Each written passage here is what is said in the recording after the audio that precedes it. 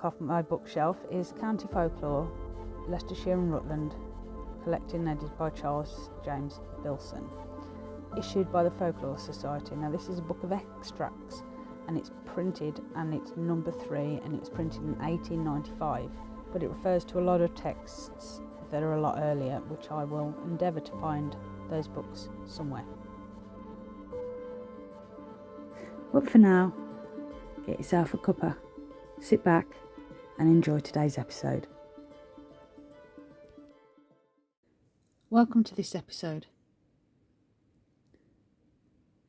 This one is about witchcraft. Witchcraft in Leicestershire.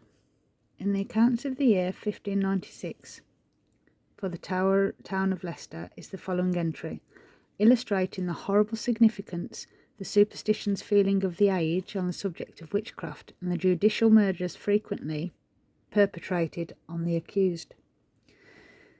For the charge of mate and drink of old Mother Cook being kept in the hall, the days at the suit of Mr. Edward Saunders upon suspicion of witchery, who was afterwards removed to the county's gaol, and was for the same arraigned, condemned and hanged. 20 years afterwards, 18th of July 1616, 9 unfortunate women were tried at our assize before Justice Winch and Sergeant Crew, convicted and are executed for the proposed crimes. And some very curious particulars relative to their trial are given in a letter from Alderman Robert Hayrick to his brother Sir William, jeweller to James I. The letter, slightly altered and modernised in the orthography by the late James Thompson, is given in his History of Leicester. About the same date, 6 others were imprisoned for the same offence, one of whom died in gaol and 5 were at liberty. They were examined before the Mayor and Justices and Dr. Lamb. The King came to Leicester on the 16th of August this year, and having personally examined the boy, who counterfeited to have been bewitched, detected the impostors, and the judges were discountenanced and fell into disgrace, as we learn by the Chamberlain's letter to Sir Dudley Colston. This so doubt led to the liberation of the 5 women mentioned above. On the 15th of October, so little evidence was required for condemning a witch that they were fined by Scott's discovery. It was held that if she have the witch's mark upon her body, it is presumption sufficient for the judge to proceed and give sentence of death upon her.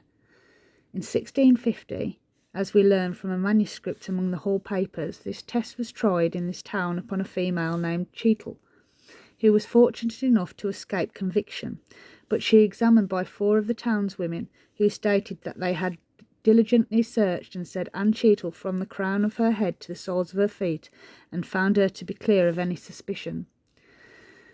2 years later, however, a warrant was again issued for the apprehension to answer another charge, but the resulting not recorded. Several of the documents relating to witchcraft are to be found among the borough. In 1620, a singular charge of sorcery, murder, perjury and other crimes were brought by one Christopher Monk, his familiar, against Gilbert Smith, rector of Switzerland, and enforced by petition to the king and the recorder. And in July 1635, a poor woman named Agnes Teedle was tried at the assize in a charge of having caused the death of Richard Lindsay by witchcraft, but was acquitted. Even so recently as the summer assize of 1717, Jane Clark of Great Wigston and her son and daughter were put upon their trial at Leicester for the crime of witchcraft. In the Gentleman's Magazine for July 1760, we read, 2 persons concerned in ducking for witches, all the poor old women in Glen and Burton Overy were sentenced to stand in the pillory at Leicester. See other instances which happened at Earl Shilton in Leicestershire in 1776 in the Suits magazine for that year. Witches of Belvoir. On the 11th of March 1618, 2 women named Margaret and Philippa Flower were burnt at Lincoln for the alleged crimes of witchcraft.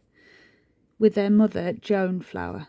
They had been confidential servants of the Earl and Countess of Rutland at Belvoir Castle. Dissatisfaction with their employers seemed to have gradually seduced these three women into the practice of hidden arts in order to obtain revenge. According to their own confession, they had entered into communion with familiar spirits, by which they were assisted in their wicked designs. Joan Flower, the mother, had hers in the bodily form of a cat, which she called Rutherkin, which used to get the hair of a member of the family and burn it. They would steal one of their gloves and plunge it into boiling water or rub it on the back of Rutherkin in order to effect bodily harm to its owner. There would also be frightful imprecations of wrath and malice towards the objects of their hatred. In these ways they were believed to have accomplished the death of Lord Ross, the Earl of Rutland's son, beside inflicting frightful sickness upon other members of the family. It was long before the Earl and Countess, who were an amiable couple, suspected any harm in these servants, although we are told that for some years there was a manifest change in the countenance of the mother, a diabolic expression being assumed. At length, at Christmas 1618, the noble pair became convinced that they were victims of a hellish plot, and 3 women were apprehended, taken to Lincoln jail and examined. The mother loudly protested innocence, and calling for bread and butter, wished it might choke her if she was guilty of the offence laid to her charge. Immediately taking a piece into her mouth, she fell down dead, probably, as we may allowably conjecture, overpowered by consciousness of the contrary between these protestations and the guilty design which she had entertained in her mind. Margaret Flower, on being examined, acknowledged that she had stolen the glove of the young heir of the family and given it to her mother, who stroked Rutherkin with it, dipped it in the hot water and pricked it, whereupon Lord Ross fell ill and suffered extremely. In order to prevent Lord and Lady Rutland from having any more children, they had taken some feathers from their bed and a pair of gloves, which they boiled in water, mingled with a little blood. In all these particulars, Philippa corroborated her sister. Both women admitted they had familiar spirits, which came and sucked them at various parts of their bodies, and they also described versions of devils in various forms which they had from time to time. Associated with the Flowers in their horrible practices were 3 other women of the like grade in life: Anne Baker of Bottisford, Joan Wilmot of Goodby, and Ellen Green of Stathorn, all in the county of Leicester, whose confessions were much to the same purpose. Each had their own familiar spirits to assist in working out their malignant designs against her neighbours. That of Joan Wilmot was called Pretty. It had been blown into her mouth by her master, William Berry, in the form of a fairy, and immediately after come forth again and stood on the floor in the shape of a woman, to whom she forthwith promised that her soul should be enlisted into the infernal service. On one occasion, at Joan Flower's house, she saw 2 spirits, one like an owl and the other like a rat, one for which sucked her under the ear.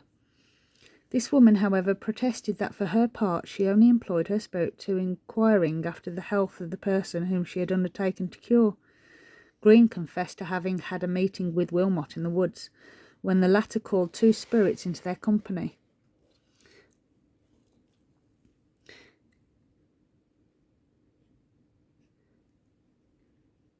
One like a kitten, the other like a mole, which one had her left bit alone, mounted on her shoulders, and sucked at her under the ears. She had them sent them to bewitch a man and woman who had been reviled her, and who accordingly died within a fortnight. Anne Baker seems to have been more of a visionary than any of the rest. She once saw a hand and heard a voice from the air, and had been visited with a flash of fire from the ordinary occurrence in the annals of hallucination. She also had a spirit, but as she alleged, a beneficent one, in the form of a white dog. The examinations of these wretched women were taken by magistrates of rank and credit, and when the judges came to Lincoln, the 2 surviving Flowers were duly tried, and on their own confessions condemned to death by the Chief Justice of the Commonplace, Sir Henry Hobart.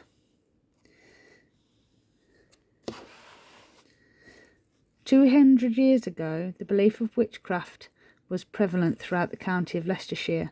Some horrible transactions took place at Husband's Bodsworth, and before that time 7 poor creatures were burnt in Women's Lane, Leicester, from which circumstances it was retained this name till lately.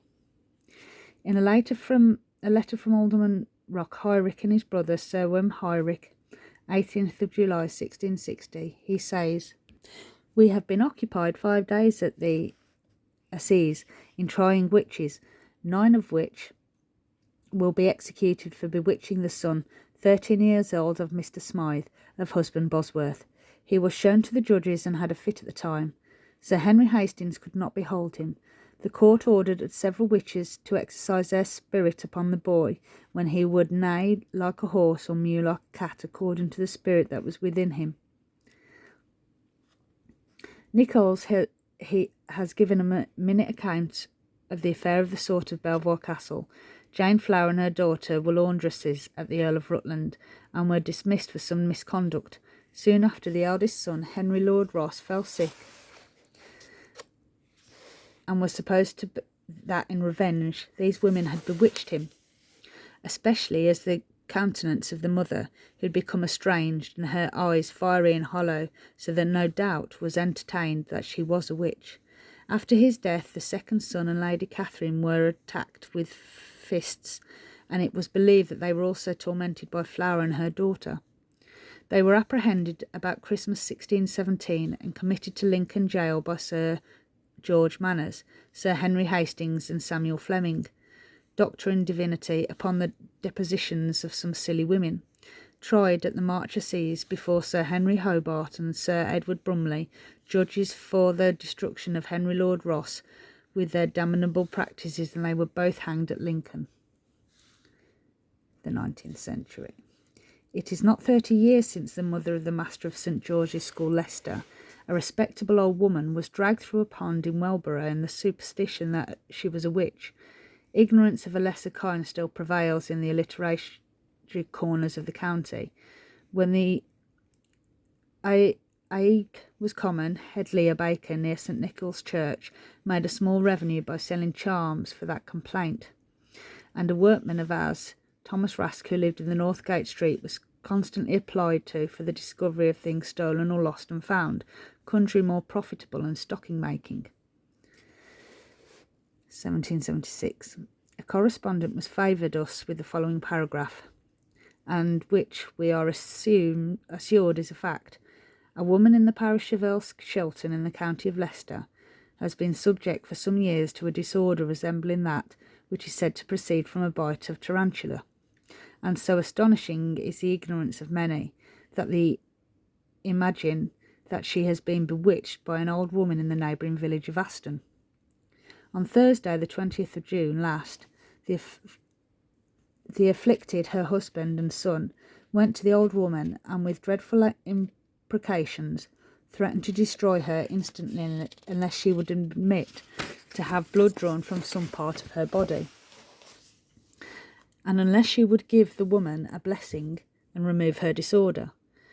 The son, who was a soldier, drew his sword, and pointing to her breast, swore he would plunge it into her heart if she did not immediately comply. When the old woman had gone through the ceremony, they went off, but the person not being cured, they collected a great number of people, and on Monday last returned to Aston, pretending to have warranted to justify their proceedings. Then, with uncommon brutality, they took the poor old creature from the house, stripped her quite naked, and after trying her hands and legs together, threw her into a horse pond. She was then taken out, and in the shameful condition exhibited for the sport of an inhumane mob.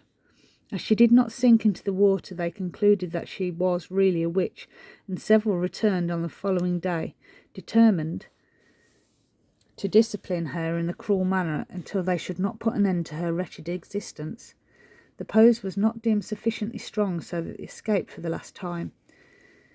The consideration of the old woman being more than 80 years of age, of her being a pauper and friendless, render it the duty of magistrates to exert themselves to bring the condign punishment these atrocious offenders.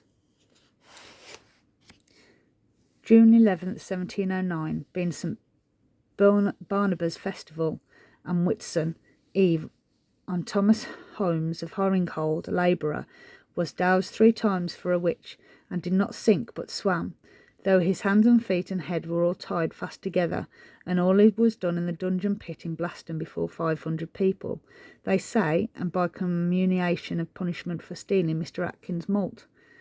June the 17th, being Whitsun week, one Elizabeth Ridgway and Jane Barlow of Horninghold were both doused for witches, and did not sink, but swam, though their hands and feet were tied together, before some thousands of people in the dungeon pit in Blastform Lordship.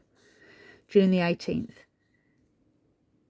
The said Jane Barlow, 40 years old, would be downed again to clear herself, but in the great close pond, because she said that she was not enchanted as dungeon pit, she said, was, and yet in the sight of many hundreds of people and myself she did not sink there, but swam again, though she was tied as before, and one Mary Palmer, her sister, a cripple from her cradle, almost 42 years old, was doused there for a witch several times, and though bound hands and feet did not swim, but sank immediately, like a stone before us all.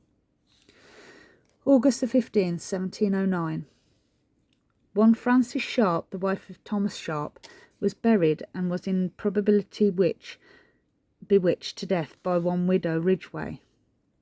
For the other confessed that the said Ridgway appeared to her in very terrible shapes, and before she died neither ate nor drank of 11 days, but said she could have done both very heartily, but that the little things in her bosom told her she must not do neither.